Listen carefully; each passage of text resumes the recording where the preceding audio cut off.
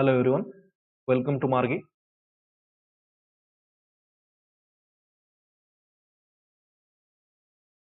This is lecture series of economics survey. We have planned 6 lecture related to economics survey and we'll take 1 or 2 chapters in each session and we'll complete the 10 chapters of economic survey. First, what is economic survey that we are going to discuss? All UPSC aspirant must be aware of this. Still, those in their initial phase of preparation will be confused or must be unaware. So I'm just briefing about what is economic survey.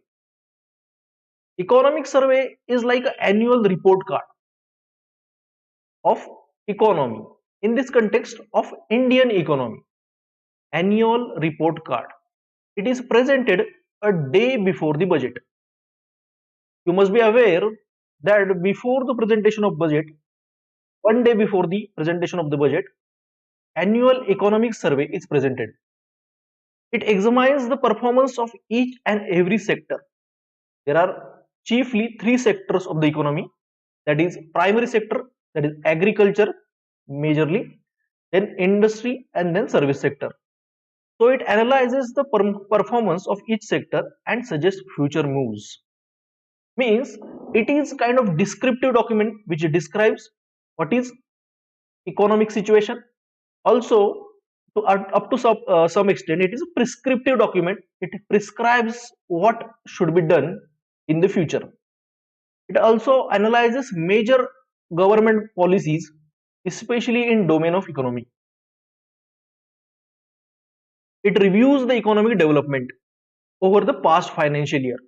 It is also useful in the sense, see, why it is presented one day before the budget, because it helps in a better understanding of the union budget by comprehending the country's priority for the next financial year. Means if you analyze the last year's performance of economy sector wise, you can better prioritize your financial year for the betterment of the economy. Then second question is, who prepares this survey? We have seen that it is like an annual report card of the economy, which is descriptive as well as some kind of prescriptive. Then who prepares this survey? This question can be asked in a prelim also. So see, why are we discussing this for UPSC aspirant is that because its utility in the exam. It is useful for your prelim preparation, it's useful for your mains preparation as well as interview preparation. Those have given mains and expecting interview call. So it is beneficial at all stages of your UPSC preparation. That's why we are discussing. So overall discussion of in this 6 lecture series will be closely aligned with the demand of the UPSC. म्हणजे तुम्हाला कुठे prelim मध्ये त्याचा relevance असेल, mains मध्ये relevance असेल, याच्या रिलेटेडच ते डिस्कशन असेल, ना की economic expert perspective. Why it is important to study economic survey? It is authoritative document written by the government. So this data or the analysis can be directly used in the mains. It is written by authority, so you can directly quote the source. Means this year in 2021 mains, UPSC asked whether we are experiencing V-shaped recovery. In last year economic survey, there was discussion related to this recovery and economic survey stated that we are experiencing V-shaped recovery. So this authoritative analysis or authoritative statement of economic survey you can use directly.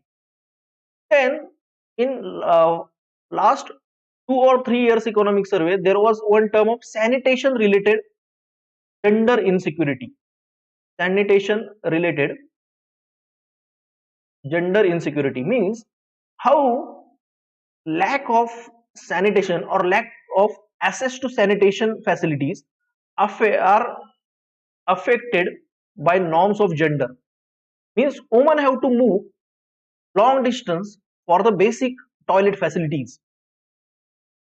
So this kind of terms you can directly use in your analysis. Then in prelim, trend based questions are on rise.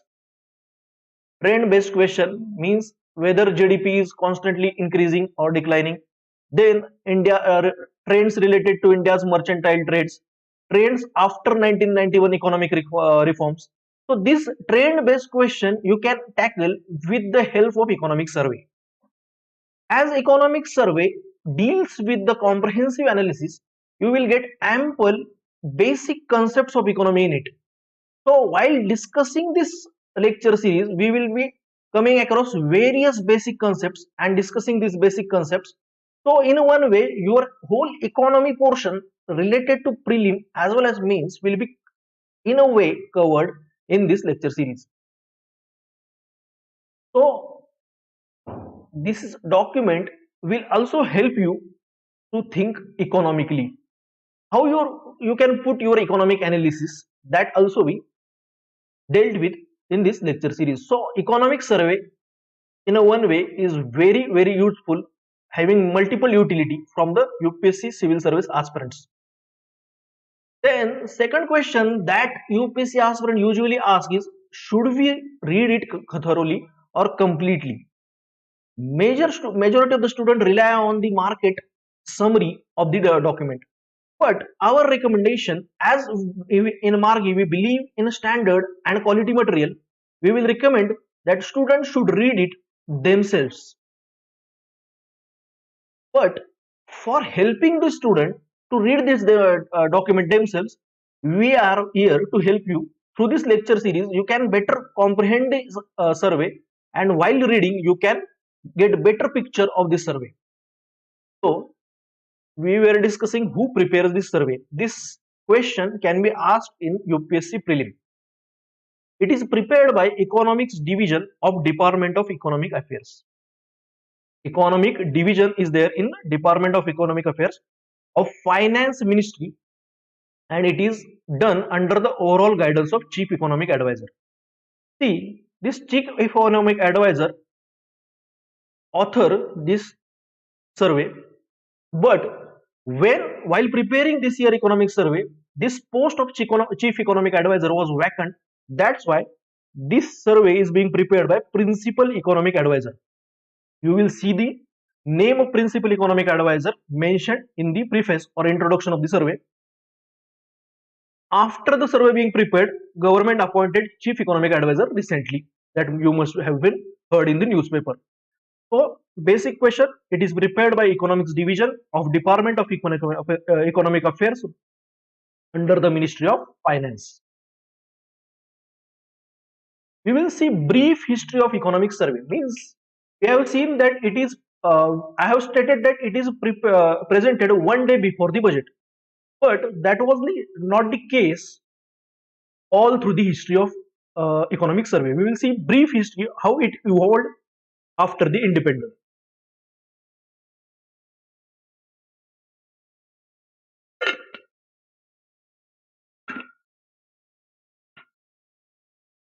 See, the first survey was published in 1950-51. This can be also potential question in your pre-exam. When was survey first published? It was published in 1950 to 51, and it was a part of budget document. So now we know that it is present separately as a standalone document, but when it was started, it was part of budget document. Budget documentच्या सहितच त्याला present केलं जायचं. Also, it was a very small document of 50 pages in 1950s. Means it was not that much analytical. It was only descriptive and stating how economy is performing, rather than giving brief analysis or having some themes in it. So it was brief document describing the state of economy, descriptive rather than giving policy prescriptions.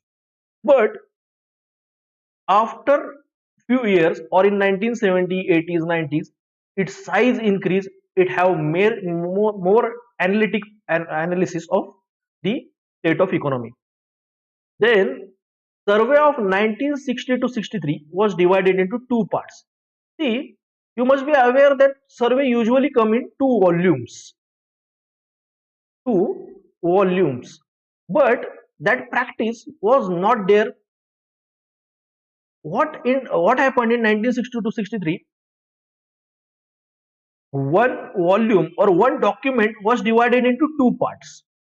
So there was not two volumes in 1962-63 also, but first in 1963-64 survey was separated from the budget. This was the first year when survey was separated from the budget, and economic survey 1991 to 1992 was the first survey which was brought into two volumes. So this is again one of the bit related to prelim. See, we have seen that economic survey was started in 1950 and 51. It was initially part of budget document. When it was separated from the budget document, it was separated in 1963 to 1964, and in 1991 to 1992, it was brought into two volumes. Then you must be aware that in 2007 and 2008-9, this was the period of global financial crisis, which was attributed to the subprime crisis in America, subprime loan crisis that happened in America. And because of this, survey added one chapter which was analytical chapter, giving more emphasis on analysis about countries' medium term challenges and macroeconomic perspectives.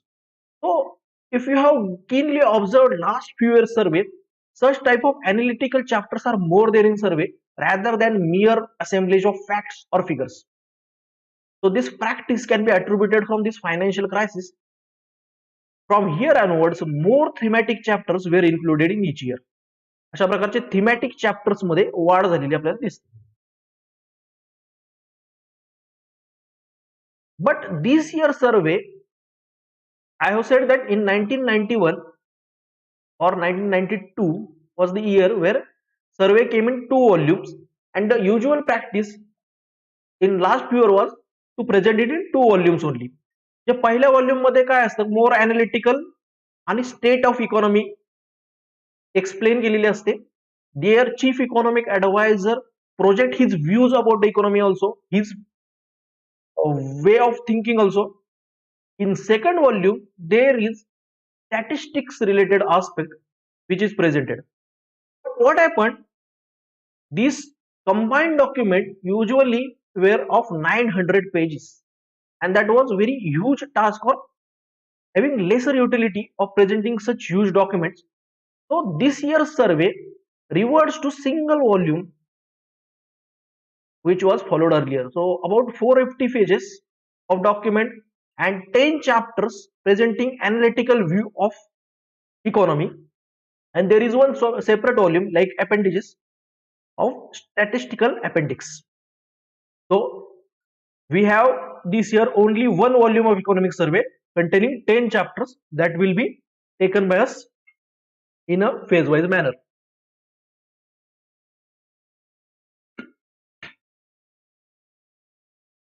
We will see first chapter today. The chapter name State of Economy. तर चॅप्टरच्या नावावरूनच आपल्याला कळतं की chapter मध्ये काय सांगितले, तर काय state आहे इकॉनॉमीचं सध्याच्या कंटेक्स्ट मध्ये ते. This chapter contains some basic concepts of economics. I have already told that economic survey contains multiple terms or concepts related to economy, and you must be aware or understand this concept to you comprehend this economic survey well. So we will first see which are the basic terms mentioned in this first chapter of State of Economy. First term that is very well known is gross value added, GVA. You must be heard these two terms of GDP and GVA. See, GDP commonly known is that number of goods and services that are produced in a definite time within a definite territory. Goods and services that is being produced.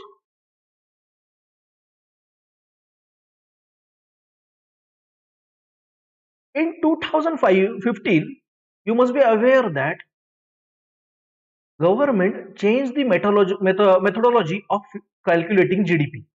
This year's mains ask that question only. See this year's mains question 2021. It asked, explain the difference between computing methodology of India's gross domestic product before year 2015 and year 2015. This was asked for 150 words, that is 10 marker question. See, in 2015, what changes government did? It started calculating gross value added.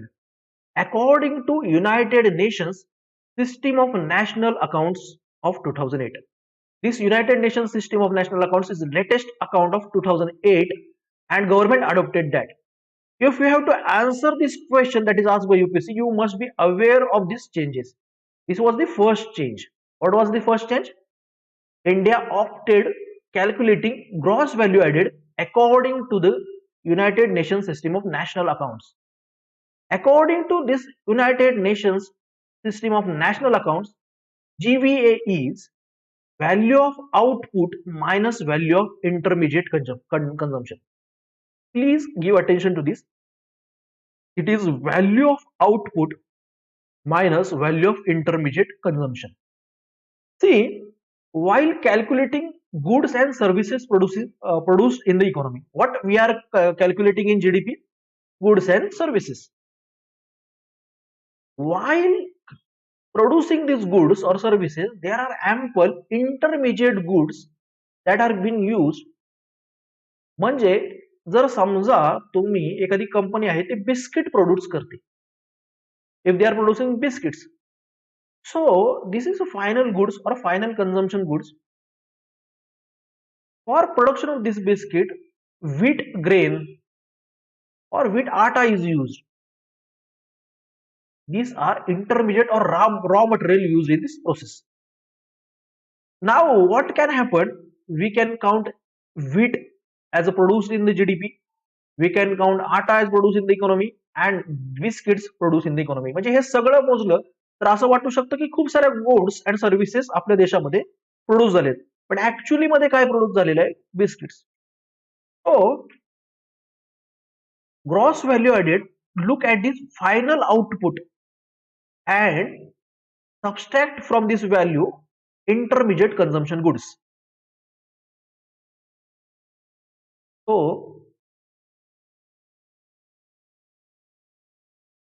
in simplest sense, it gives rupee value of goods and services produced in the economy after deducting cost of inputs and raw material used. This is commonplace knowledge. See, you must understand which goods to know final goods and intermediate goods. They have told that biscuit can be considered as a final good. But in economic sense, if you have read 12th microeconomic NCERT, you will get the concept of final goods in true economic sense. It says good can be considered as a final good if it passes out of active economic flow. It passes out of active economic flow. What is active economic flow? Means consider एका चहा विक्रेत्याची चहाची टपरी आहे आणि त्याने काय केलं की दुकानातून जाऊन चहाची पावडर खरेदी केली. That chai powder cannot be considered as a final good since he will going to process it and will sell it for the final consumption. So ती गुड अजून सुद्धा फायनल इकॉनॉमिक फ्लो मधून बाहेर गेलेली नाही, त्याची इकॉनॉमिक व्हॅल्यू अजून बाकी आहे. त्यावेळेला तो चहा बनवून फायनली ती विकेल, त्यावेळेला ती इकॉनॉमिक फ्लो मधून चहाची पत्ती बाहेर पडेल आणि त्याला फायनल गुड म्हणता येईल. कन्सिडर करा तेच जर एखाद्या डोमेस्टिक कन्झम्पशन साठी ती चहाची पत्ती घरगुती वापरासाठी जर ती चहाची पत्ती विकत घेतली गेली असेल तर त्याला आपण काय म्हणणार की ती इकॉनॉमिक फ्लो मधून बाहेर झाली, ती कंझ्युम होणार आहे, त्याच्यामुळे it will be considered as a final good. So the basic thumb rule is when good passes out of active economic flow, it is known as final good. Otherwise, it is known as intermediate goods. Then in this chapter, there is one mention of consumer durables. Consumer durables, you must be aware that two kinds of good we can say. See, there are capital goods and there are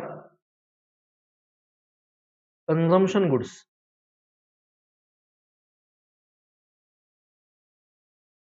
These capital goods are used for further production processes. Machinery असतील, plant equipment असतील.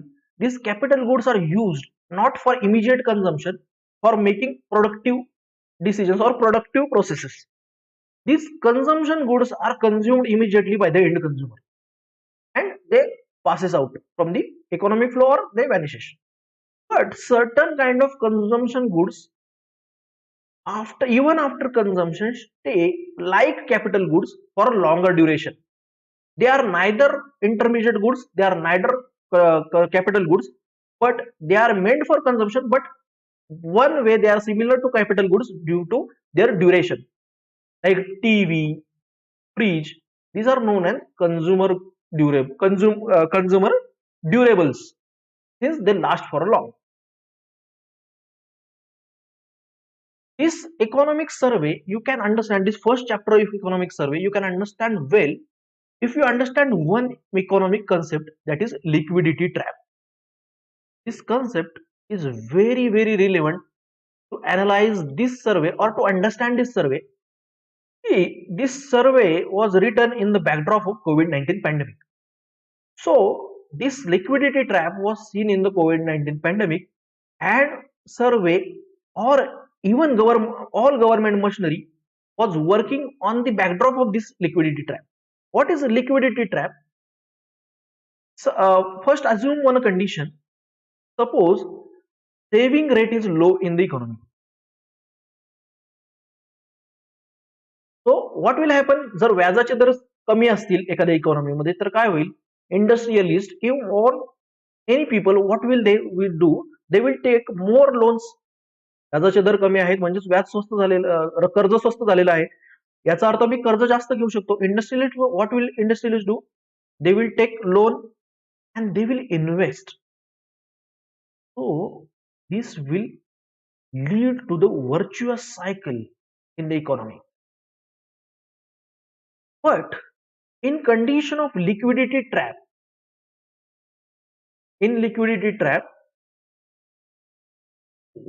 interest rate is low. In context of liquidity trap, though interest rate is low, still saving rate is high. See, what we have seen normally what happens if interest rate is low, people will invest, means saving will come down. But in liquidity trap, these two conditions occur simultaneously. Interest rate is low, still people rather than preferring to invest prefer to save more. Why this condition happen? Because see, this pandemic situation, there was uncertainty in the market. Nobody was sure what will happen in the future. So no one was sure about their capital output ratio. Capital output ratio means if they are investing in the market, how much output they will generate, they were unaware of. Another term for this is marginal productivity of capital. Marginal productivity of capital. This marginal productivity of capital, because it was low, investor decided rather than to invest, they will save. So see, the interest rate were low, still people prefer to save. So this liquidity trap situation was there. And what happened because of liquidity trap? Monetary policy becomes ineffective. See, suppose what happened because of liquidity trap? There is less liquidity in the market. Even though interest rate is low, people are not investing. So what will RBI do? They don't have choice. So suppose they lower the interest rate. If RBI lower the interest rate, people will save instead of investing. So it will not be beneficial for economy in such context. If RBI increase interest rate, it will further make difficult the condition of liquidity crunch. So in a way, in such a condition, the policy that is followed by RBI, that is monetary policy, become ineffective. So overall focus in such condition of COVID-19 pandemic or liquidity trap should be of fiscal policy. That is being discussed thoroughly in this state of economy chapter, which will we start now. The first idea that is stated in this chapter is that economy recovers past pre-pandemic level. So survey is very clear by your economic survey. Survey advance estimates suggest that GDP will record expansion of 9.2% in 2011-12. So what is advance estimate? 9.2% for 2011 and 12. See this chart. This is 2019-20 pre-pandemic level of growth. This denote GDP, this denote GVA that we discussed at the start of the session. This is 2020-21, that is pandemic period, and we now moving toward post-pandemic period. So now see, this was the level of economic growth before pandemic, and this was a dip that because of जे अरिष्ट आलं होतं economic crisis emerge झाला होता त्याच्यामुळे हा dip दिसला economy contracted to this level and now survey states that with source of national account statistics NSO under Ministry of Statistics and Program Implementation that we are moving back to the pre-pandemic level. See, we have moved back to the pre-pandemic level, and up to certain extent we are going up also. What this type of economic recovery? See, where are various economic recoveries are there. This type of economic recovery त्यालाच मराठीत फेर उभारी असं म्हणतात. आर्थिक फेर उभारी.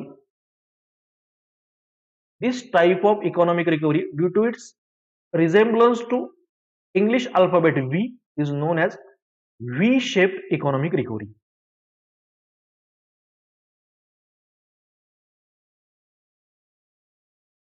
There are various shapes of economic recovery that we have discussed in our current affair lecture also, that is available in YouTube. I will just briefly go through this recovery. One, we have seen, see what happened. There is dip in economic activity. There are various constraints in the economic activity because of which economy slow down, but it gradually or fastly come to the pre-pandemic or pre-economic crisis level. अशा situation मध्ये V shape recovery कधी होते? ज्यावेळेला permanent job losses होत नसतात. See there is no permanent job losses, because of that saving लोकांची तितकी affect होत नाही. जर सेव्हिंग अफेक्ट नसेल झाली तर समजा आता ह्या कंडिशन मध्ये काय झालं होतं की लॉकडाऊन झालं होतं. लॉकडाऊन झाल्यामुळे लोकांच्या कन्झम्पशन पॅटर्न वरती इम्पॅक्ट झाला. People were not able to consume. पिकनिकला जाऊ शकत नव्हते, हॉटेलिंग करू शकत नव्हते, other any economic decision they were unable to take. See, in this condition, as job losses are not severe, saving is not that much hampered. After lockdown, what people will do, they will in a way use that saving to consume more, and because of that consumption pattern, GDP will experience rise. That is the one case. Second is because of fiscal stimulus, because of safety nets that government provided, vulnerable sections were not that much affected also. That is the statement of government as well as economic survey. They is saying that because of safety nets, because the strategy we adopted, vulnerable section were not also that worse off in this condition, and because economic restrictions were lifted down, we are again experiencing the pre-pandemic level growth. This is the V-shaped recovery. Then there is a K-shaped recovery also, that is debated in the economic circle. While government and economic survey is saying that we are experiencing V-shaped recovery, many analysts are saying that we are experiencing K-shaped recovery. Suppose this is a pre-pandemic level growth trajectory and something economic disruptive activity. Consider this is a pandemic, COVID-19 pandemic disruption happened here. Because of that, growth slowed down or contracted. Now, how will be economic recovery or आर्थिक फेरउभारी कशी असेल? See, certain sectors or certain sections of the society, those are better off, are working in organized sector, having regular salaried jobs. They will have some savings, so they will consume or they will invest, so their recovery will happen. But certain vulnerable, weaker section will stay at a lower level. They will not consume. In a one way, निर्बचत होईल, डिससेव्हिंग त्यांची झालेली असणार आहे, हेल्थवरचं expenditure झालेलं असणार आहे पॅन्डेमिकमुळे. So this type of curve means certain sections experiencing recovery, certain section lagging behind. This is known as K-shaped recovery. Due to structural inequalities in Indian society, due to kind of widespread inequality in Indian society that we can see from the reports of Oxfam, the report of Credit Suisse, experts believe that we are not experiencing V-shaped but K-shaped recovery rather. What government is saying that consumption is back on the track is due to the consumption by affluent section of the society. They are consuming more, they are लग्नांवरती खर्च होतोय किंवा hotelling वरती, पर्यटनावरती खर्च होतोय. That is being done by the affluent section of the society. You should look at the vulnerable section of the society. That is the second one. Then student of UPSC aspirant must also see what are the U, W, Z, L shape recovery. In our economy current affair lecture that is published on YouTube, we have discussed this. So if any doubt, you can refer to that. But government stand is clear that government is saying we are experiencing V-shaped recovery. Then second point made by the survey is sectoral trends. We have seen that what is economic survey? It is economic survey analyze the economy from the specific sector. See, the agriculture was not that much affected by pandemic, or it was least impacted by the pandemic. काही झालं तरी agriculture activity गव्हर्नमेंटला सुरू ठेवणं आवश्यक होतं. There was essential it was essential service. So also due to reverse migration, ample labor was available and they enthusiastically, because of no other option, were in the field also. So this agriculture sector was least affected by the pandemic related disruptions. What is the growth rate of the agriculture or primary sector? It was 3.9%. It is estimated, means what will be growth rate in 2011 and 22? It will be 3.9%, and last 2 years it was 3.6 and 4.3. See, in pandemic, first pandemic year it was 4.3. Still it is very less if you consider government is considering or government is targeting to double the farmers income. You must be aware of this, doubling farmers income. For that, government set Ashok Dalwai committee, and this Ashok Dalwai committee recommended or stated that we must at least have 10% GDP, 10% GVA in agriculture sector or 10% growth rate in agriculture sector to achieve this rate. If you consider this better off sector in pandemic, we are still lagging very behind. Sector now accounts for 18.8% of GVA. How much sector accounts of gross value added? 18.8%. See, those aspirants aspiring for 2022, they must note down this kind of facts, though, as they can directly use it in their mains answer. Those aspiring for 2023, they can just have a brief idea of range of GBA. They should not worry about the facts and figures as of now. But for 2022, this is important figure for you people. 18.8% is our agriculture GBA.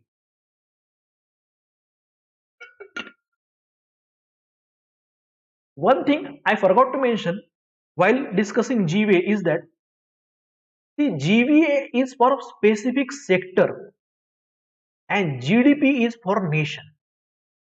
When such sector specific GBA is added, we get GDP for nation.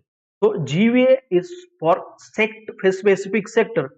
This is again a prelim specific thing or fact you should remember. Then after seeing agriculture, we will see now industrial sector's condition. See, there was widespread nationwide lockdown was there. Major establishment were closed. So obviously there was contraction in 2020-21. 7% contraction was witnessed in industrial activity, but subsequently after lifting the restrictions or because of government policies like production linked incentive schemes, sector is now experiencing 11.8% growth. So it was contracting at 7%, now it is expanding at 11.8%. This is share of industry in GBA is now estimated at 28.2%. The 18.8% was share of agriculture in GBA. Now we are seeing 28.2% is GBA of industry. Means remaining is contributed by agriculture, service sector. So our economy is service sector documented, service sector dominated, at least while considering the contribution of it in GBA. See this contribution, service sector account for 55%. But due to various restrictions, service sector also experienced some contractions. You must be aware that various hotels, trade related activity were closed. So in 2019-20, that is pre-pandemic level, GBA of service sector was 55%, but now it is 53%. So these three figures you must remember: 18.8, 28.2, and 53. This is 100. This is for 2022 UPSC aspirant.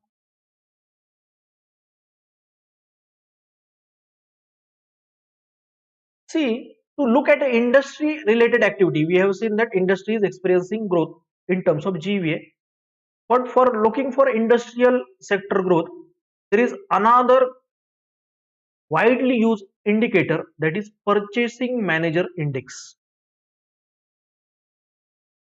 Purchasing managers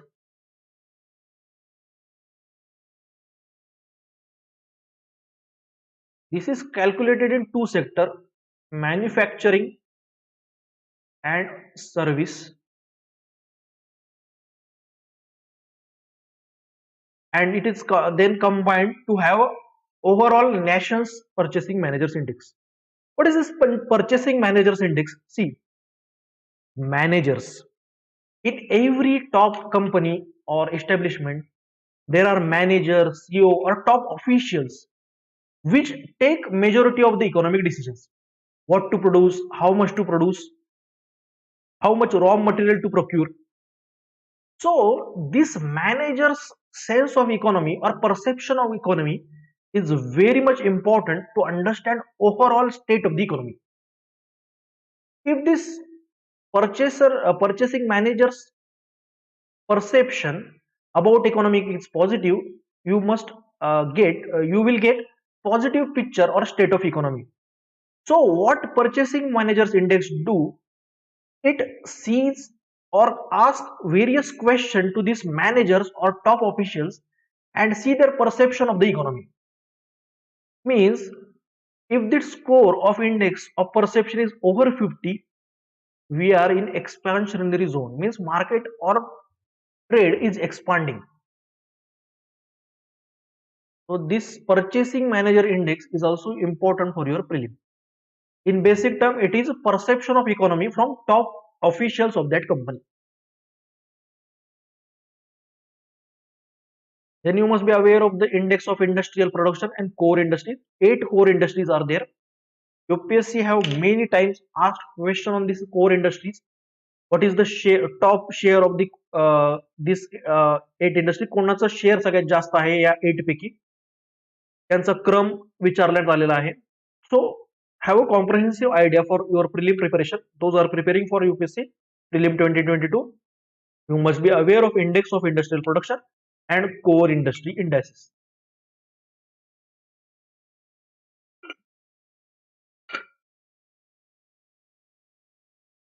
See, is PMI manufacturing. It was also shown downward trends in the April 2022.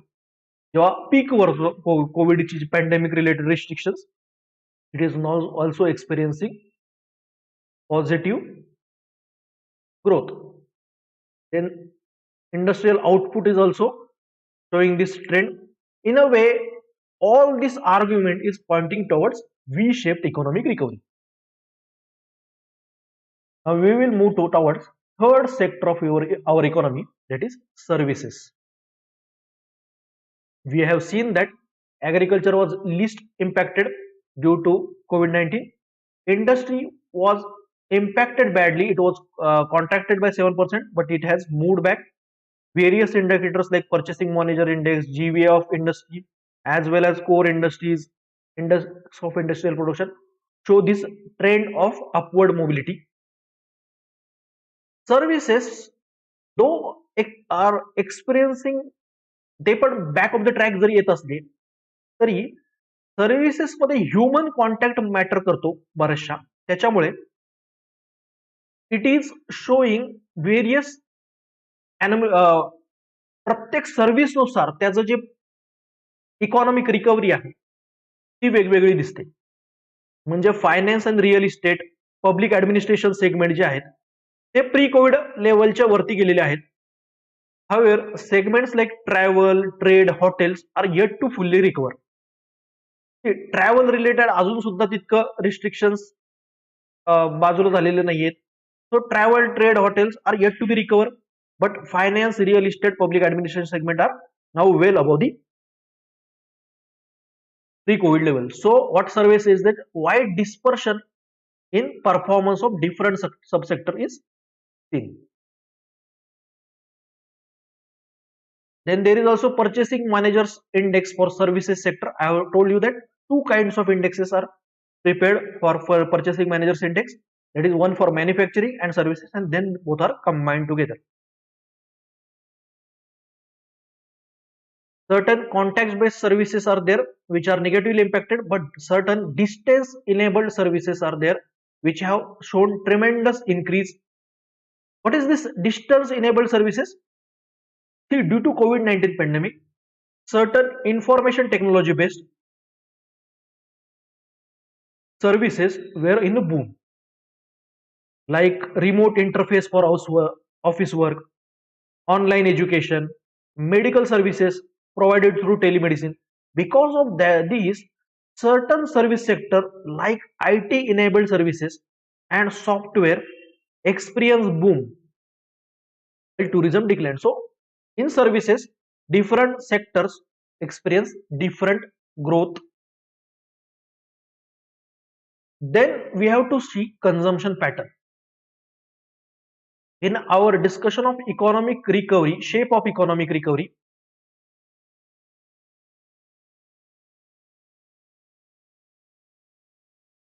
I have told that this recovery is majorly due to the consumption pattern.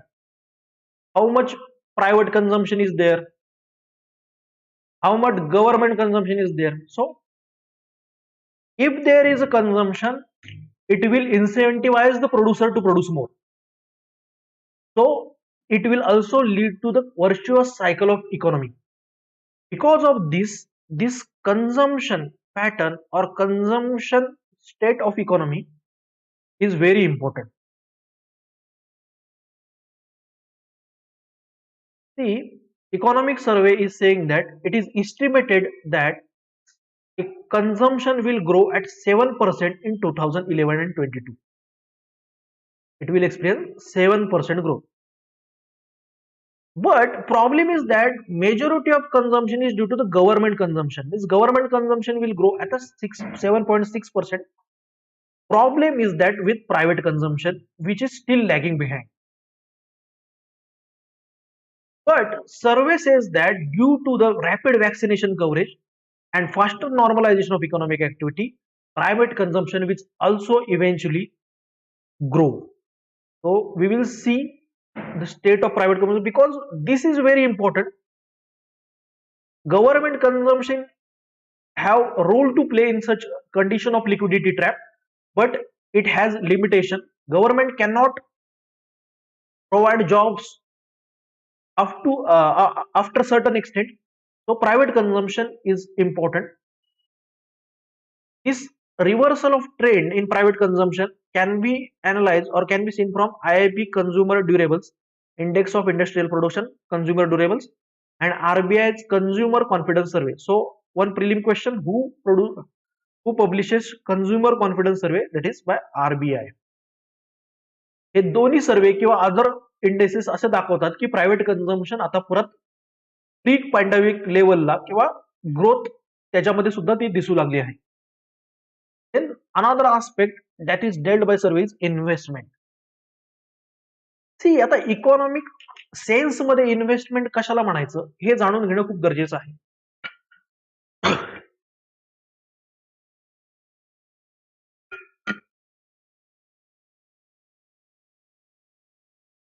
Common place notion मध्ये आपल्याला काय वाटतं की आपण काही वस्तू खरेदी केली किंवा कुठेही पैसा गुंतवला तर त्याला आपण इन्व्हेस्टमेंट म्हणतो. कुठेतरी शेअर विकत घेतले, we called it as investment. But in economic terms, remember this well, in economic terms, investment is always capital formation. When there is a capital formation or asset creation, we can say that it is a capital formation. See, one question asked by UPSC in prelim 2020. This was question asked by UPSC in prelim 2022. It asked, in India, which of the following can be considered as public investment in agriculture? See, public investment in agriculture. We have seen what investment in economic sense means. It means capital formation. If you are not aware of this, you may mark this all options as correct. See, fixing minimum support price for agriculture produce of all crops does not lead to capital formation.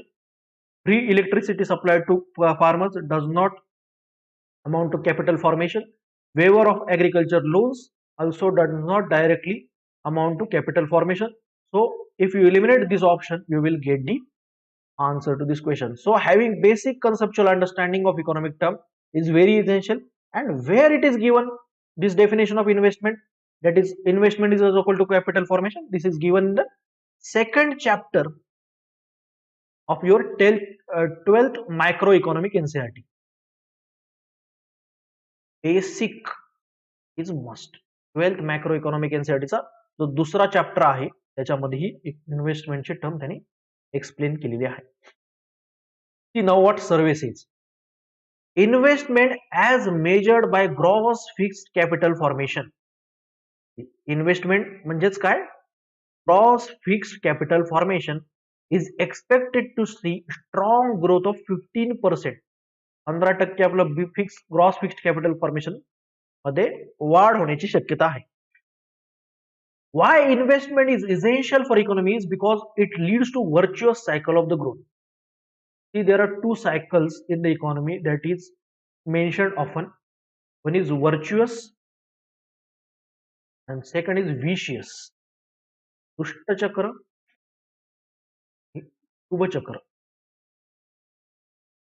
काय होतं की ह्या चक्रामध्ये असं काहीतरी activity होते की एका गोष्टीमुळे दुसरी चांगली गोष्ट, त्याच्यामुळे दुसरी चांगली गोष्ट, आणि हे असं सर्कल चांगल्या गोष्टींचं शुभचक्र सुरूच राहतं.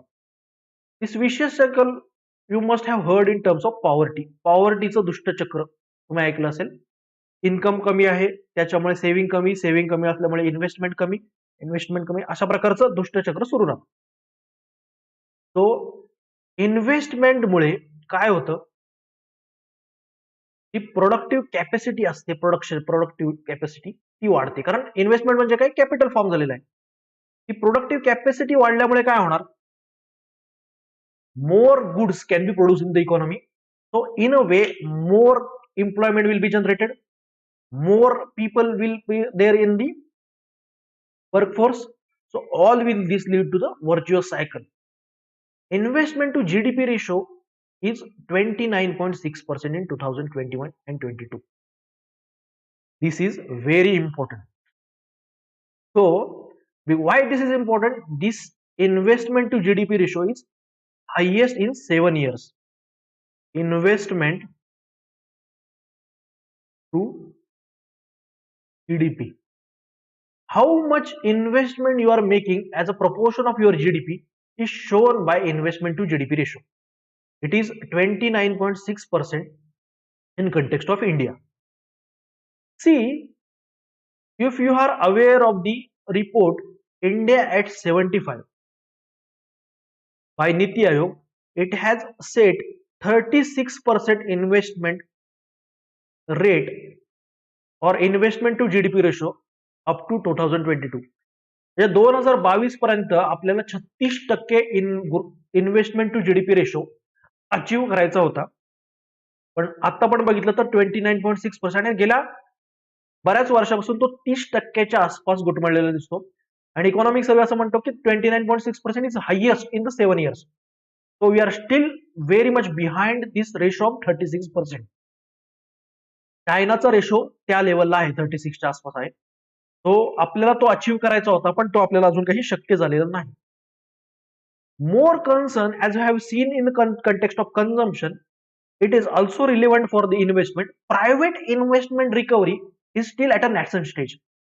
म्हणजे जी इन्व्हेस्टमेंट सध्या होती, आपण म्हणतो की 29.6% हायएस्ट आहे लास्ट 7 year मध्ये, but that is due to the government investment or public investment.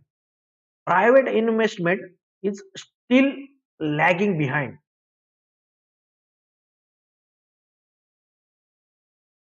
So this was the trend related to investment. Then export and import. See, how much you are exporting, how much you are importing shows openness of your economy. एका वर्षी UPSC ने प्रश्न विचारला होता की how you can denote any economy as closed economy or how you can denote any economy as open economy, and option was trade मध्ये foreign ट्रेडचं proportion किती आहे. सो तिथे एक्सपोर्ट आणि इम्पोर्ट किती आहे त्याच्यावर ओपननेस इकॉनॉमीचा ठरतो. There sorry, our export are expected to grow at 16.5% in 2011 and 12. Export 16.5% grow होईल. Our import will grow at 29.5%, 29.4%. So we are going to import more than export.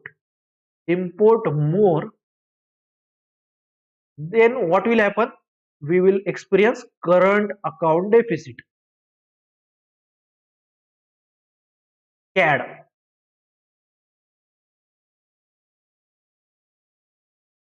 Usually India experiences CAD, current account deficit. आपण usually importing country आहोत rather than exporting. चायनाच्या context मध्ये कसं आहे, ते export खूप जास्त करतात, त्यामुळे त्यांचा कॅड सरप्लस मध्ये असतो, करंट अकाउंट सरप्लस मध्ये असतं. इंडियाच्या कंटेक्स्ट मध्ये तो डिफिसिट मध्ये जास्त असतो, कारण we are importing country. Pandemic काळामध्ये काय झालं होतं की इम्पोर्ट वरती रिस्ट्रिक्शन आले होते आणि इसेन्शियल सप्लाय चा फक्त एक्सपोर्ट सुरू होता. अशा कंटेक्स्टमध्ये इंडियाने मेडिकल इक्विपमेंट्स किंवा मेडिकल जे मेडिसिन्स आहेत ते एक्सपोर्ट केले. ऍग्रिकल्चर एक्सपोर्ट आपला स्टेबल होता. याच्यामुळे आपण करंट अकाउंट सरप्लस मध्ये होतो. इन फर्स्ट वेव और in first we were current account surplus.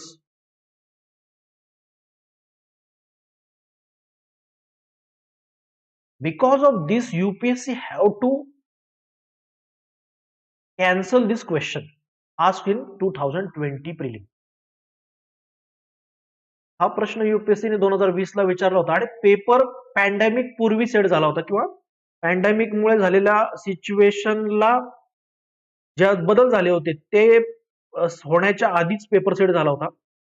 Paper पुढे गेल्यानंतर पण पेपर बदलण्यात आला नव्हता. तर त्याच्यामुळे काय झालं होतं, see this India suffers from current account deficit. This is true in a normal sense, but pandemic मुळे काय झालं होतं, काही काळासाठी इंडिया वॉज इन सरप्लस. आणि जेव्हा पेपर देण्यात आला होता त्यावेळेला हे स्टेटमेंट रॉंग होतं. But if you eliminate this, there was, आणि बाकीचे ऑप्शन जर बघितले, you do not get proper answer. So UPSC have to cancel this question. Moving further, economic survey mentions some strategy or some economic terms. These are barbell strategy, safety nets, and agile response. Barbell strategy, safety nets, and agile response. To understand this strategy or response, we must first understand what is conventional policy response that is being followed in India and most of the world. That was waterfall approach. आपल्याला काय करायचं आहे, ह्या गोष्टी समजून घ्यायच्या आहेत, पण त्याच्या आधी नॉर्मली कुठला फ्रेमवर्क फॉलो केला जातो ते आपण बघूया. की why waterfall approach.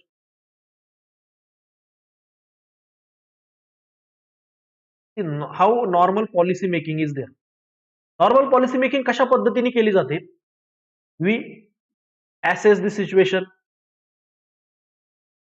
we prioritize our point. म्हणजे काय करतो आपण, एक स्टेप बाय स्टेप मॅनर मध्ये जायला प्रयत्न करतो. म्हणजे आपल्याला समजा आता प्लॅनिंग करायचं आहे.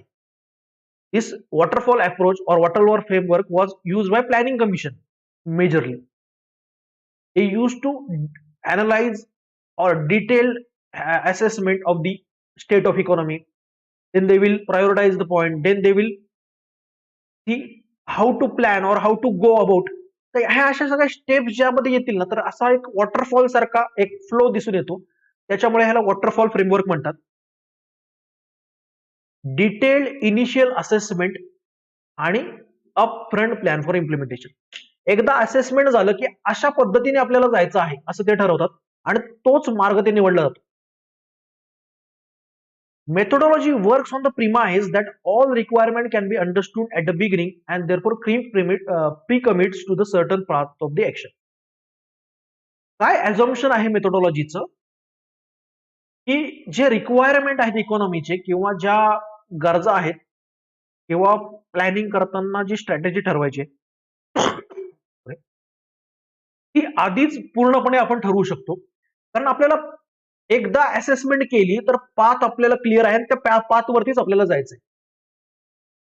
ती survey says that this thinking is reflected in 5-year plan and urban master plans. पण रिअल लाईफ मध्ये असं होतं का, की आपण जे ठरवले त्या डायरेक्शन मुळेच मध्ये सगळी इकॉनॉमी जाणार आहे. So this strategy, basically this 5-year strategy of planning based on the waterfall approach failed because the real world is very complex and unpredictable place. नक्की पुढच्या दिवशी काय होणार आहे, काही दिवसांनी काय होणार आहे याच्याबद्दल स्पष्टता नसते. There are many random shocks we have seen like COVID and unintended consequences. म्हणजे इथे काय त्यांनी अजून केले, की इथे काहीतरी तुम्ही केलं तर असं होणार, त्याच्या बेसिसवरती आपण असं करू. की असं काहीतरी म्हणजे A to B होण्याऐवजी A to C सुद्धा होऊ शकतं. अनइंटेंडेड कॉन्सिक्वेन्सेस सुद्धा असू शकतात. So this waterfall framework that was very rigid did not work. आता याचं क्रिटिसिझम केल्यानंतर वॉटरफॉल फ्रेमवर्कचे जे प्रपोनंट होते ते काय म्हटले, की याचा अर्थ प्लॅन मध्ये काहीतरी गडबड होती, अजून मिटिक्युलसली प्लॅन तयार करा, अजून फोरकास्टिंग बरोबर करा. म्हणजे तुम्ही फोरकास्ट बरोबर केलं तर काय होईल, ती स्ट्रॅटेजी बरोबर वर्क होईल. पण दिस काइंड ऑफ सिच्युएशन और this kind of strategy we cannot apply in the context of Covid pandemic. Covid pandemic मध्ये काय होत होतं, की रोज काही ना काहीतरी बदलत होतं, आपल्याला रोज नवीन काहीतरी माहिती कळत होती. आधीच सगळी असेसमेंट करून जर तुम्ही काहीतरी प्लॅन आखायला गेले किंवा काही स्ट्रॅटेजी आखायला गेले तर ती वर्क होणार नव्हती, कारण रॅपिडली सिच्युएशन चेंज होत होती. अशा कंटेक्स्टमध्ये on the spot decision making, flexible approach खूप गरजेचा होता. So government instead of going for waterfall approach gone for agile approach. जर अगाईलचं मराठीमध्ये बघितलं तर चपळ किंवा जलद असा अर्थ होतो. फास्ट फास्ट काहीतरी डिसिजन मेकिंग होती. It is basically use in project management and technology development. Technology related ज्या सॉफ्टवेअर वगैरे डेव्हलपमेंट आहेत त्यामध्ये हा अगाईल अप्रोच वापरला जातो. कोविड पॅन्डेमिक मध्ये किंवा सर्टन सध्याच्या स्टेट ऑफ इकॉनॉमीमध्ये तो कसा प्रकारे वापरण्यात आला तो बघूया. ती इन रिअल टाइम सिच्युएशन ते काय करायचे, डिसिजन घ्यायचे, असेस करायचे आउटकम, परत त्याच्यात फ्लेक्झिबल चेंज करायचे,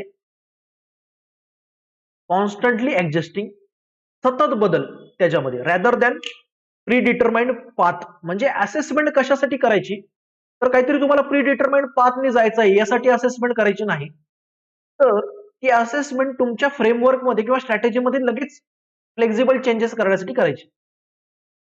It was based on the field loops, real time monitoring of actual outcomes and flexible responses and safety net buffers and so on. आता ह्या कंटेक्स्ट मध्ये आपण काय म्हटलं, वॉटरफॉल अप्रोच मध्ये खूप मिटिक्युलस प्लॅनिंग असते. This agile approach, it does not mean this agile approach does not include planning. Agile approach मध्ये सुद्धा प्लॅनिंग मॅटर करते, but it is mostly for scenario analysis, identifying vulnerable sections and understanding policy options rather than deterministic prediction of the flow of events.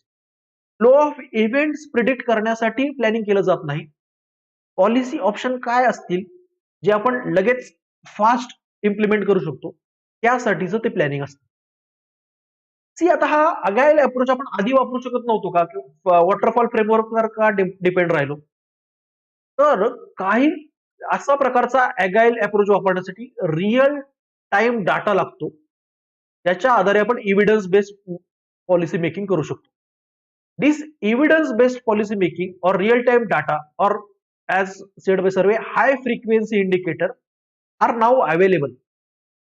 GST कलेक्शनचा data आहे, power कन्झम्पशनचा data आहे, we have on mobility indicators आहेत, गुगलचा mobility indicator आहे, digital payment, satellite photography, cargo movements यासारख्या टेक्नॉलॉजीचा वापर आता सध्या होत असल्यामुळे this agile framework became possible.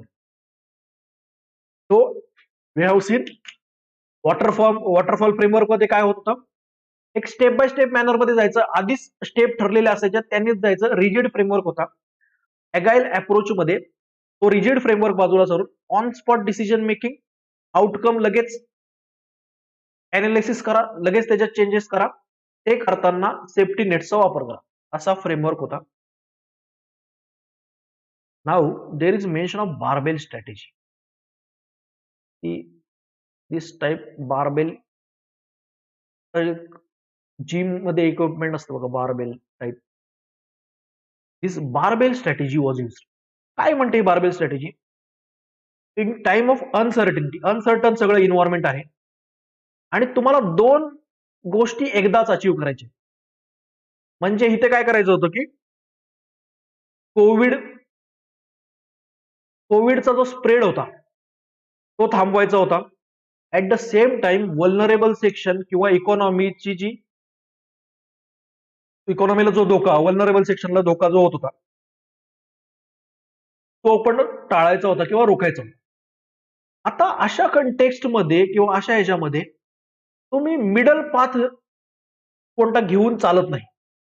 तुम्हाला दोन्ही एक्स्ट्रीम एंड्सला दोन्ही एक्स्ट्रीम एंड्सला एकाच वेळी सायमल्टेनियसली जस्टिफाय करावं लागतं किंवा दोन्हीला एकदाच योग्य प्रकारे हाताळावं लागतं. तुम्ही म्हणाला आम्ही काहीतरी दोन्हीतला मिडल वे शोधू, तर तसं शक्य होत नाही. बार्बेल स्ट्रॅटेजी म्हणते की हे दोन्ही वेळेला एकाच वेळेला करू. कसं की कोविड स्प्रेड पण रोखायचा आहे आणि वल्नरेबल सेक्शनला सुद्धा प्रोटेक्शन द्यायचंय, इकॉनॉमीला पण प्रोटेक्शन द्यायचंय. इथे अगाईल अप्रोच आणि बार्बेल स्ट्रॅटेजीने एकत्र काम केलं. अगाईल अप्रोचने काय केलं, ऑन स्पॉट डिसिजन मेकिंग केली, फास्टर डिसिजन मेकिंग केली आणि कोविड-19 स्प्रेड रिलेटेड वर्क केलं. Here government use to safeguard vulnerable section various safety nets. मी आधीच सांगितलं होतं की लिक्विडिटी ट्रॅपची सिच्युएशन आहे. अशा कंटेक्स्टमध्ये फिस्कल पॉलिसी वर्क होणार आणि ही फिस्कल पॉलिसी गव्हर्नमेंटने कशी वर्क केली, तर व्हेरियस सेफ्टी नेट्स बिझनेससाठी, वल्नरेबल सेक्शनसाठी लॉन्च केले. म्हणजे तुम्हाला माहित असेल की पीएम गरीब कल्याण योजना और फूड सिक्युरिटी योजनेचं जे एम्बिट आहे ते वाढवण्यात आलं. Then PM Kisan Samman Nidhi was use. Index incentivise industrial production, अशा वेगवेगळ्या स्कीम गव्हर्नमेंटने लॉन्च केल्या. त्याचा एक index PM Svanidhi scheme was there, that was for hawkers, जे स्ट्रीट वेंडर्स होते त्यांच्यासाठी स्वनिधी स्कीम लॉन्च करण्यात आली. अशा योजना म्हणजे काय केले बार्बेलमध्ये, एका वेळेला तुम्हाला पॅन्डेमिकचा स्प्रेड रोखायचा आहे, त्यासाठी फास्टर अगाईल बेस्ड अप्रोच वापरला अँड सेकंड वल्नरेबल सेक्शनसाठी सेफ्टी नेट्स वापरली. त्यालाच बार्बेल स्ट्रॅटेजी असं त्यांनी नाव देण्यात आलेलं आहे. Monetary and financial support. आता though not much relevant or not much useful in context of liquidity trap, still monetary policy was very efficiently used by the RBI. You must be aware of monetary policy framework of RBI. Monetary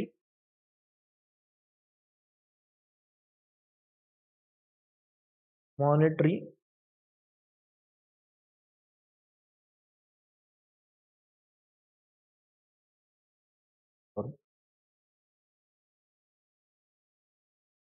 policy framework of RBI.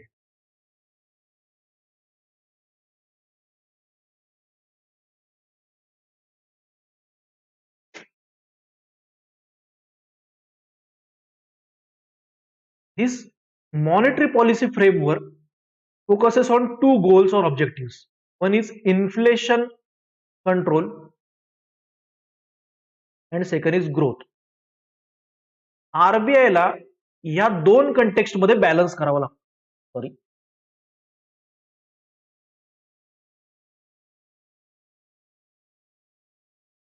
RBI ला काय करावं लागेल की inflation एका limit पर्यंत वाढू न देता growth पण हॅम्पर होऊ दिली नाही पाहिजे. यासाठी various monetary policy stamps are used by the RBI. आता कोविड पॅन्डेमिकच्या सिच्युएशन मध्ये आपण आधीच म्हणतो की ग्रोथ खूप हॅम्पर जास्त झालेली आहे. त्या कंटेक्स्ट मध्ये आरबीआय ला काय करावं लागेल, ग्रोथ वरती फोकस करावं लागेल.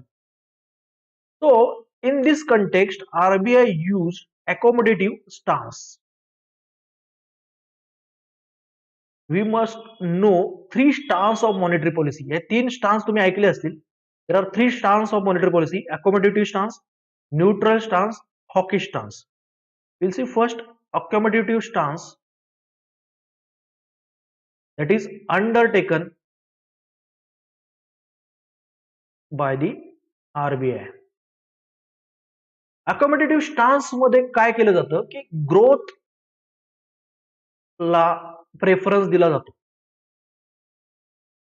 सी, ग्रोथ जर व्हायची असेल तर आरबीआय ला काय करावं लागेल, त्याचे इंटरेस्ट रेट किंवा बेंचमार्क पॉलिसी रेट्स लो ठेवावे लागतील.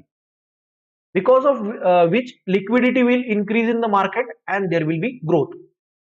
So in accommodative stance, RBI either keeps the policy rate unchanged, काय केलं जातं, एक तर ते अनचेंज ठेवतात, or it decrease the rate. Suppose repo rate is there, repo rate. What is repo rate? The rate at which commercial banks takes loan from the RBI. आता हा repo rate जर अनचेंज केला किंवा decrease केला तर काय होईल की जी बँकांना कर्ज मिळणार आहे ते स्वस्त मिळेल. त्यांना जर कर्ज स्वस्त मिळालं तर त्याच्यामुळे काय होईल, ते सुद्धा आपला बँकांचा इंटरेस्ट रेट कमी करतील, त्यामुळे मार्केटमध्ये लिक्विडिटी इन्शुअर होईल. So in one way it will boost growth. So in accommodative stance, what RBI do, it keeps policy rate unchanged or decrease it. So you must be aware that in few days ago, RBI published its monetary policy. RBI published its monetary policy and it kept the rate unchanged. Accommodative stance त्यांनी continue ठेवला. It was for 10th term, म्हणजे 10व्यांदा हा accommodative stance कायम ठेवण्यात आला. Then there is second stance, that is neutral stance. Neutral stance. Here RBI takes or try to balance both things, means try to balance growth as well as inflation. एकाला काहीतरी preference देत नाहीये, इन्फ्लेशनला और ग्रोथला. त्यामुळे या न्यूट्रल स्टॅन्स मध्ये RBI काय करू शकते, it will either decrease the policy rate और either increase the policy rate. Both option are open. पहिल्या स्टॅन्स मध्ये काय झालेलं आहे की इंडस्ट्रीला किंवा गव्हर्नमेंटला किंवा for other economic decision makers त्यांना कळलेलं आहे की आरबीआय अकॉमोडेटिव्ह स्टान्स मध्ये आहे. It will not increase the rate in near future. त्याच्यामुळे ते इन्व्हेस्टमेंटचे ऑप्शन हे करू शकतात. बट न्यूट्रल स्टान्स मध्ये तसा काही क्लिअर सिग्नल आरबीआय देत नाही. RBI says we can increase the rate और decrease the rate based on the that situation. Then third stance is hawkish stance. या स्टान्स मध्ये काय होतं की inflation targeting is a prime concern of RBI. जर भाववाढ खूप जास्त झालेली असेल, इन्फ्लेशन खूप जास्त वाढलेलं असेल तर अशा प्रकारचा हॉकिश स्टॅन्स घेतला जातो. कॉन्सिक्वेंटली पॉलिसी रेट इन्क्रीज करण्यात येतात. त्याच्यामुळे काय होतं, मार्केटमधली लिक्विडिटी कमी होते आणि लिक्विडिटी कमी झाली तर इन्फ्लेशन चेकमध्ये राहतं. सो these are the three monetary policy stance of the RBI: accommodative, neutral or hawkish. Or basically these are the three monetary policy stance of central bank of the any country in context of COVID-19 pandemic or prevailing situation of liquidity crunch. It is following accommodative stance. हे घेण्याचं अजून एक कारण म्हणजे आपलं जे inflation आहे ते बऱ्यापैकी check मध्ये आहे. So another when we will see this macroeconomic stability parameter, we will see that our inflation is in check. See, ज्या वेळेला ग्लोबल फायनान्शियल क्रायसिस झालं होतं त्यावेळेला 9.1% आपलं सीपीआय इन्फ्लेशन होतं, कन्झ्युमर प्राइस इंडेक्स इन्फ्लेशन. जेव्हा टॅपर टँट्रमचा क्रायसिस झाला होता 2012-13 ला, त्याच्या वेळेला इन्फ्लेशन 9.4% होतं. So this is huge. In covid pandemic इतकं सगळं डिसरप्शन होऊ नये, in April-December 2021, the CPI inflation was 5.2%. So it was within manageable range. See, what is inflation targeting of India? तर टार्गेट किती ठेवले? 4 ± 2. म्हणजे किती बँड मध्ये राहिलं पाहिजे, ते 2च्या खाली यायला नको आणि 6च्या वरती जायला नको. So it was in manageable limit आणि आपलं जे टार्गेट आहे त्या लिमिटमध्येच होतं. हा टार्गेट जो ठेवण्यात आलाय 4 ± 2, तो कुठल्या अग्रीमेंटनी ठेवण्यात आलेला आहे? तर आरबीआय ऍक्ट मध्ये 2016 मध्ये अमेंडमेंट करण्यात आली आणि आपण inflation targeting regime he by law adopt केली. आणि ह्या इन्फ्लेशन टार्गेट रिजिमनी असं सांगितलं की 4 ± 2 आपला ग्रोथ इन्फ्लेशनचं टार्गेट असेल आणि जे दर 5 वर्षांनी आपण रिव्ह्यू करू. 2021 मध्ये ह्या इन्फ्लेशन टार्गेटिंग रिजिमला 5 इयर कंप्लीट झाले and we have kept this 4 ± 2 as a target intact. म्हणजे हेच अजून 5 वर्ष आपण टार्गेट ठेवणार आहेत. So basically this inflation was within the manageable limit. कोणतं इन्फ्लेशन आपण ज्याच्यावर फोकस करतो, it is CPI inflation, consumer price inflation. आता त्यात दोन टाईप आहेत बघा, हेडलाईन इन्फ्लेशन आणि core inflation. What is core inflation? Core inflation is that certain volatile items are देत. व्होलाटाईल आयटम्स आहेत ज्यांचे प्राइजेस सतत बदलत राहतात. Means fuel is there, food is there, सतत जवळपास रोजच प्राइजेस बदलत राहतात. So to have better policy perspective, these volatile items are excluded from the inflation estimation.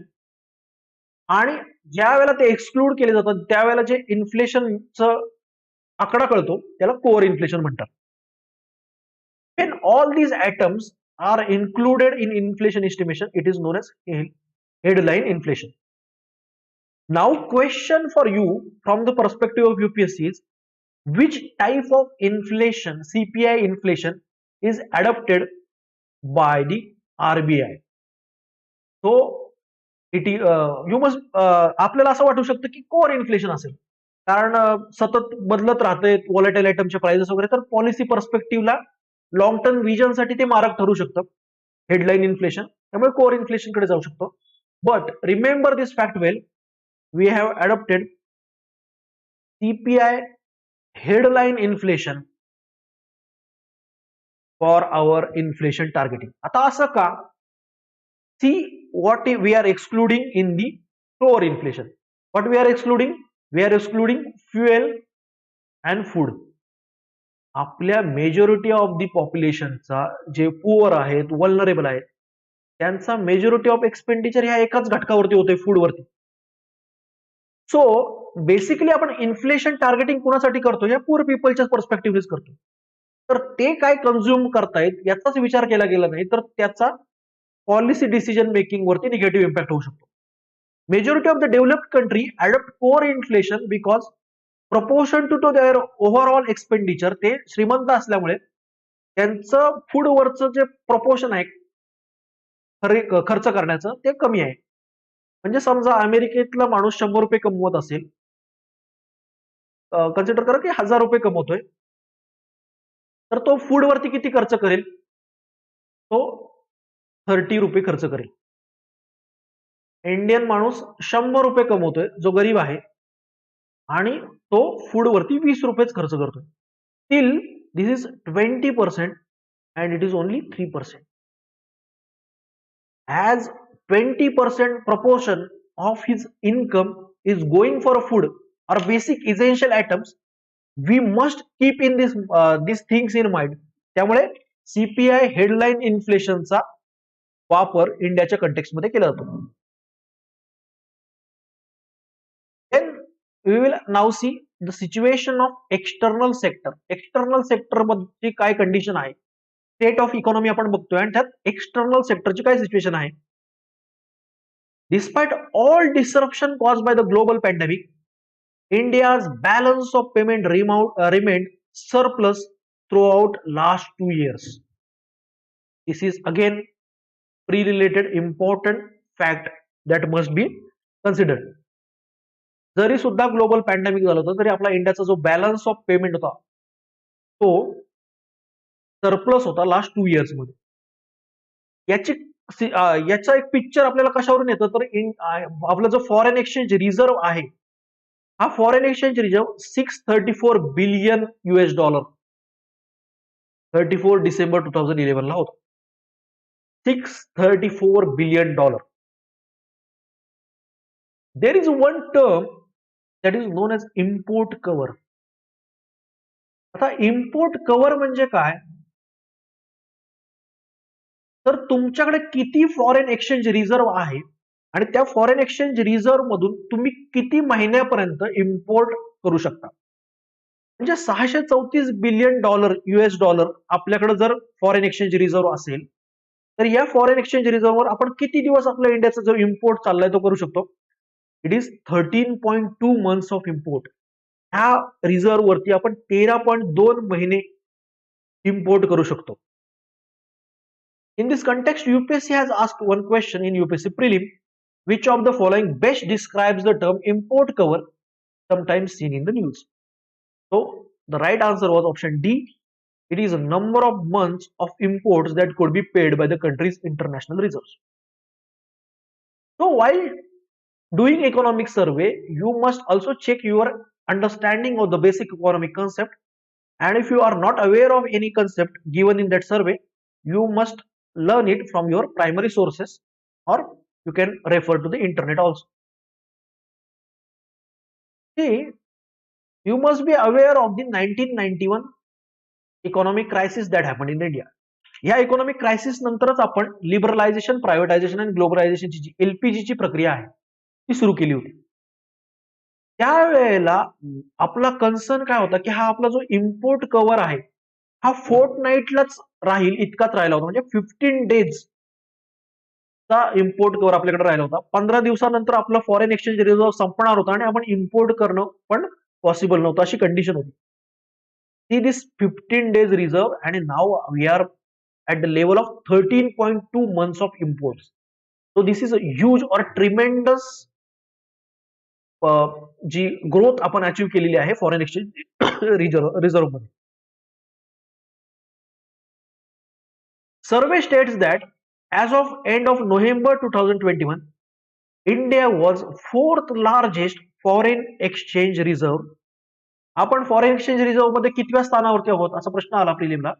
We are at 4th place. First is China. आता हे का China first असेल तर लक्षात घ्या ती एक्सपोर्ट बेस्ड इकॉनॉमी आहे. फॉरेन एक्सचेंज खूप जास्त येत असणार त्यांच्याकडे. सांगितलं की करंट अकाउंट सरप्लस मध्येच ते कधी असतात, त्याच्यामुळे चायना फॉरेन एक्सचेंज रिझर्व्ह मध्ये पण फर्स्ट आहे. Then second is Japan, Switzerland, India is 4th.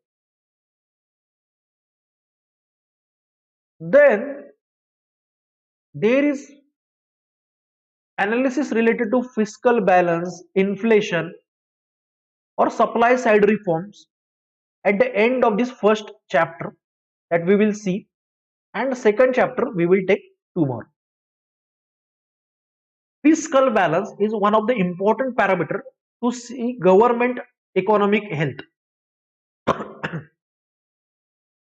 Fiscal balance त्यालाच काय म्हणतात, राजकोषीय समतोल मराठीमध्ये. So this fiscal balance was in deficit. का डिफिसिट मध्ये होता तर आताच सांगितलं की लिक्विडिटी ट्रॅपच्या कंडिशन मध्ये गव्हर्नमेंटची फिस्कल पॉलिसी मॅटर करत असल्यामुळे इन अ वे गव्हर्नमेंटला खर्च करणं खूप गरजेचं होतं. गव्हर्नमेंटला हेल्थ रिस्पॉन्स वरती खर्च करणं गरजेचं होतं. It have to provide safety nets for vulnerable section.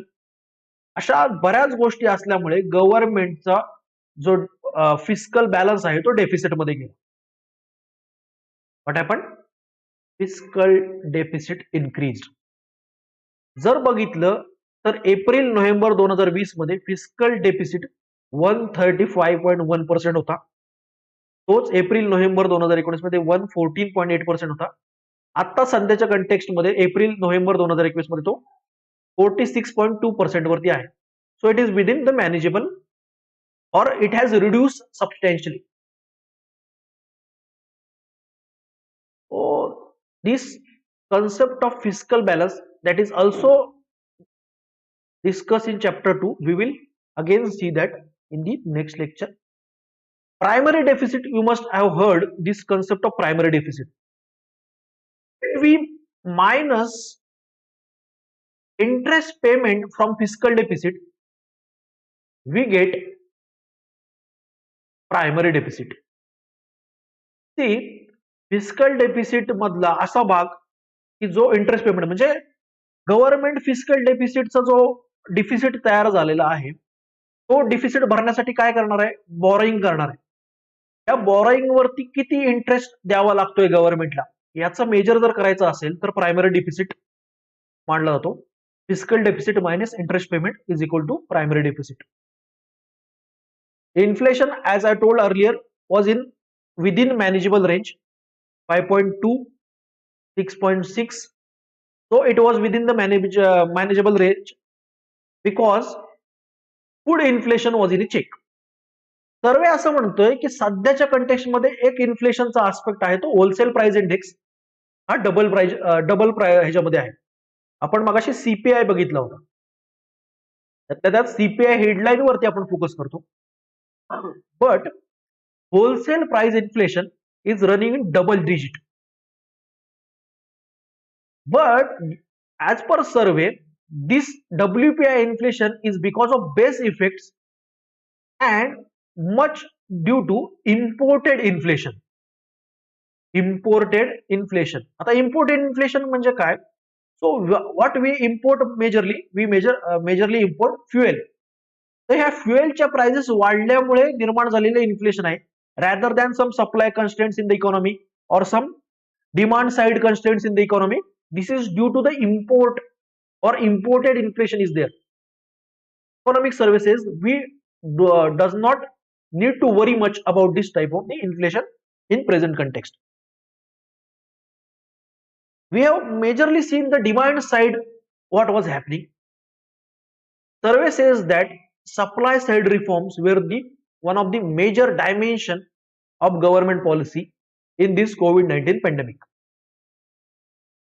What government did for the supply side reform was that it led to deregulation of numerous sectors, simplification of processes, legacy issues like retrospective tax was removed. What is retrospective tax? पूर्वालक्षी कर म्हणजे काय? Suppose one firm is established in India in 2015 and it is working in India, and government introduced some tax in 2020. One type of tax government introduced in 2020. Government काय म्हणेल या कंपनीला की तुम्ही 2015 ते 2020 या 5 वर्षात हा नवीन टॅक्स द्या. So it is taxing the company retrospectively. So this retrospective tax was removed by the government. Survey says that supply side reformची एक मेजर बाजू होती ती म्हणजे प्रोसेस रिफॉर्म्स. प्रक्रियांमध्ये सुधारणा, simplification of processes. See, after economic liberalization of 1991, we are saying that in liberalized economy, through deregulation, what we are experiencing is reduced role of state. But majority of the economic thinker, or if you see second ARC analysis, or one economist Vijay Joshi is there, he says that this process of economic reforms is unfinished. His name of the book is itself Economic Reforms Unfinished Agenda. So what he says is that we need at the same time less of a state and more of a state. एकाच वेळेला आपल्याला जास्त state लागणार आहे आणि एकाच वेळेला आपल्याला मोर स्टेट लागणार आहे. Economic survey says that this process reform caters this need. म्हणजे काय, ज्या सेक्टरमध्ये गव्हर्नमेंटला फॅसिलिटेटरचा रोल प्ले करायचा आहे त्या फॅसिलिटेटरचा रोल ही प्रोसेस रिफॉर्म अचीव करेल. Finally chapter ends with the growth outlook. किती ग्रोथ आउटलुक आहे? इट सेज दॅट 9.2% आपण अचीव करू 2021-22 मध्ये. इट वॉज कॉन्ट्रॅक्टेड अबाउट 7.3%, म्हणजे निगेटिव्ह मध्ये आपली ग्रोथ होती 2020-21 मध्ये. लास्ट इयरचं बजेट जर तुम्ही ऐकलं असेल किंवा लास्ट इयरचं बजेट जर तुम्ही रीड केलं असेल, our finance minister stated that last year budget was fourth budget in the economic history of India after independence. Fourth असं बजेट होतं की जो कॉन्ट्रॅक्शन नंतर प्रेझेंट केला गेला. म्हणजे जीडीपी निगेटिव्ह मध्ये होता, ग्रोथ निगेटिव्ह मध्ये होता, कॉन्ट्रॅक्शन होतं, आणि अशा कॉन्ट्रॅक्शन नंतर किती आतापर्यंत बजेट प्रेझेंट करण्यात आले. सो सच 4 बजेट्स प्रेझेंटेड. आणि लास्ट इयरच्या बजेटमध्ये फायनान्स मिनिस्टर असं पण म्हटलं की पहिले ती जे 3 कॉन्ट्रॅक्शन होते ते इंडियन इकॉनॉमीच्या डोमेस्टिक कारण होती त्याच्यामुळे झाले होते. This fourth contraction is due to the external situation और इंटरनॅशनल रिझन त्याच्या मागे होतं, दॅट इज कोविड-19 pandemic. Forecast by World Bank, Asian Development Bank and IMF's World Economic Outlook. हा प्रिलिमला बऱ्याचदा युपीएससीचा फेवरेट क्वेश्चन आहे की कोणाचा रिपोर्ट आहे? वर्ल्ड इकॉनॉमिक आउटलुक, IMFचा रिपोर्ट आहे, इंटरनॅशनल मॉनिटरी फंड. या तिन्ही ऑर्गनायझेशनचा आउटलुक जर चेक केला तो GDP projection show a positive trend. So on this note, we will stop here, and in our next lecture we will see chapter number 2 and 3. Hopefully you will find this discussion helpful for your UPSC preparation. Thank you for joining. Thank you very much.